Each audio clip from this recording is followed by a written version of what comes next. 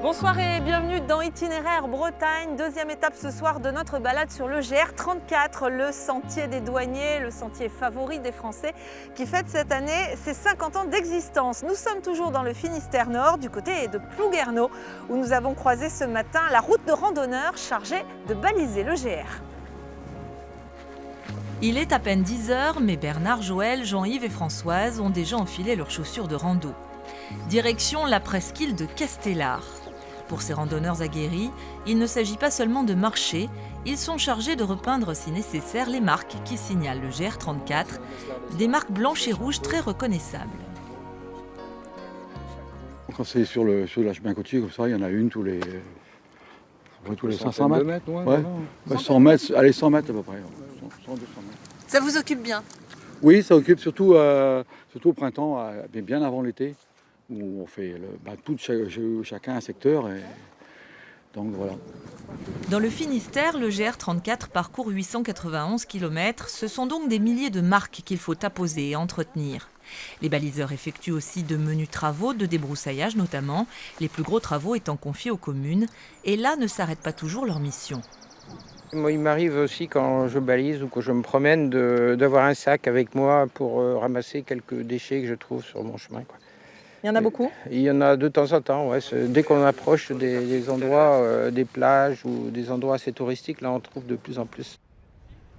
Dans le Finistère, 133 baliseurs ont été agréés par la Fédération de la randonnée, qui toutefois peine à recruter. Il y a un problème, surtout des jeunes. On trouve essentiellement quand même des retraités qui ont un petit peu de temps. Non, mais c'est assez difficile, effectivement. Mais enfin, on en a. On couvre quand même notre territoire. On assure la continuité du balisage du GR sur le Finistère sans aucun problème. Bonjour. Souvent, le chemin des baliseurs croise celui des randonneurs. Gérard, Nicole, Michel, Armel et Jean-Yves viennent du Mans et de Paimpol. On s'est pas perdu. Merci. Non, très bien. Merci. C'est difficile quand même sur le sentier côtier de se perdre. Depuis 4 ans, ils parcourent chaque année une partie du GR34 et il leur reste encore pas mal de chemin. Il va jusqu'à Saint-Nazaire, je crois. Mais bon, après, la dernière partie, je ne sais pas si c'est si intéressant. Mais il y a encore l'année prochaine, presqu'île de Crozon. Enfin, là, il y a encore des coins magnifiques. Après, je ne sais pas. On verra. Puis, on verra en fonction de notre état.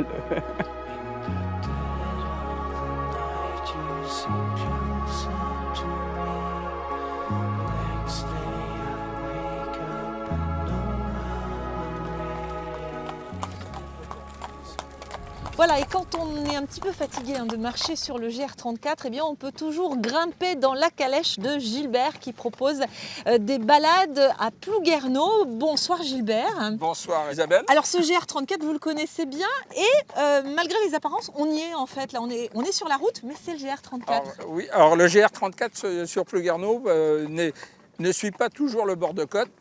Il prend des chemins, des routes, et on a aussi une partie du côté de l'Esmel en chemin de terre et qui a servi les Ribinous qui ont servi pour le Trobreau-Léon, et on est également sur le GR34 à cet endroit au-dessus de la Bervrac, entre la Bervrac et le château de l'Esmel. Alors où est-ce qu'on est là? C'est très joli, on est en train de passer devant des petites maisons en pierre très sympas. Ce sont des anciennes maisons de pêcheurs de Goémonier aussi par ici? Des maisons de pêcheurs de Gaumonier et également des anciennes fermes, parce que la plupart du temps le Gaumonier avait aussi une petite ferme avec vaches, cochons, chevaux. C'est un coin que vous aimez bien, ici vous le connaissez bien? Quand j'ai des demandes de promenade d'une heure, je viens souvent sur Quai d'Erdut. Un petit mot de Nescafé.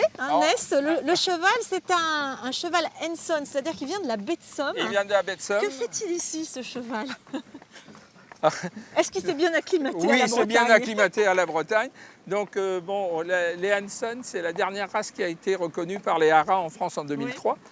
Donc, ce sont des cavaliers de la baie de Somme dans les années 70 qui voulaient créer le pendant du cheval de Camargue. Donc, c'est un cheval rustique qui vit tout le temps dehors, toute l'année. Des chevaux qui se nourrissent actuellement d'herbe et d'eau. Et ils sont même un peu trop gros parce que l'herbe est bonne ici en Bretagne. Et l'hiver, c'est avec du foin et de l'eau. Merci Gilbert pour la balade. On va continuer de se promener avec vous et puis en même temps on va vous faire découvrir aussi ce fameux phare de l'île Vierge, si célèbre, le plus haut d'Europe, grâce à ces documents d'archives. Regardez.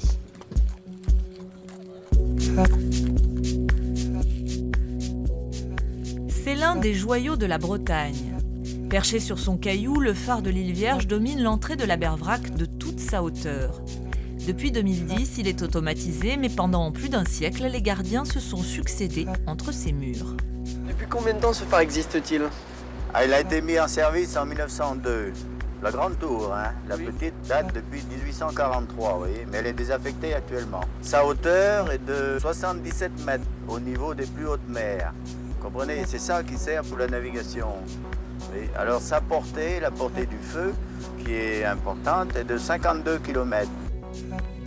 L'intérieur de la tour, vous voyez, est très aéré ici, parce qu'en général, les phares en mer, c'est toujours à l'étroit. Hein. Ici, c'est plutôt l'inverse, vous voyez, c'est très grand, et alors on a beaucoup de soleil, et alors l'intérieur, c'est de l'opaline, le revêtement intérieur de l'opaline.